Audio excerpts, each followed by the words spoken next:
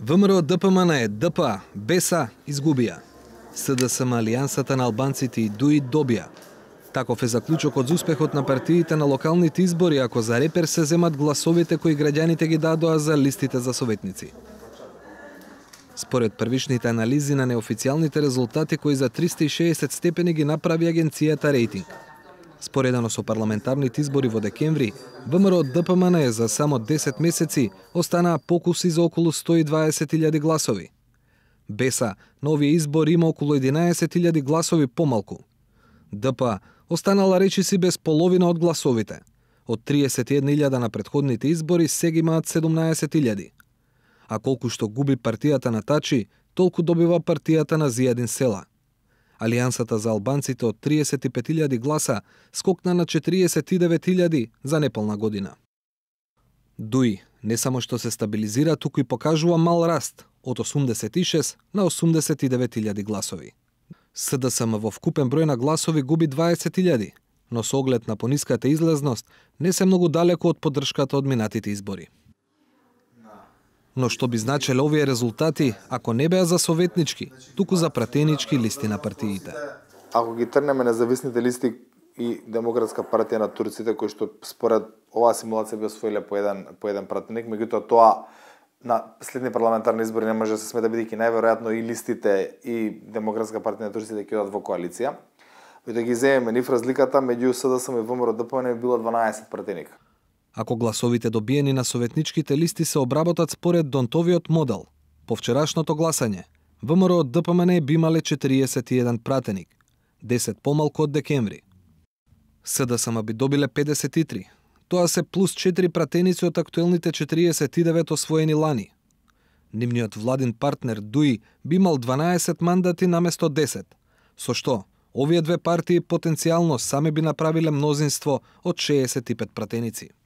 БЕСА повторно би добила 5 пратеници како во декември, а Алијансата за албанците сега би имала 6 наместо 3 мандати кои ги освои лани, со што би била втора најголема партија во албанскиот блок. ДПА би добила 1 наместо сегашните 2 пратеника. По изборни единици СДСМ би добил 11 пратеници во единицата, што е 1 плюс поредено од ланските парламентарни. Затоа еден пратеник губи ВМРО ДПМН кој би имал 7 пратеници. БЕСА и ДУИ би останале со по еден пратеник. Во двојката, остатокот од Скопје и Кумановско, ВМРО ДПМН губи 2 пратеници од вкупно 9 колку што имаше во декември. По еден пратеник добиваат СДСМ и Алијансата за албанците која на претходните избори немаше пратеник од оваа изборна единица. ДУИ пак би добил 2, а БЕСА 1 пратеник. Во тројката која опфаќа цела североисточна Македонија, ВМРО ДПМН на овие избори би добил 9 пратеника, а СДСМ 11.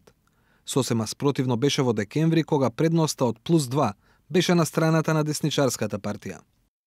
Во Прилеп, Кавадарци, Струмици и остатокот од четвртата изборна единица, ВМРО ДПМН губи 2 пратеници, од 10 на 8.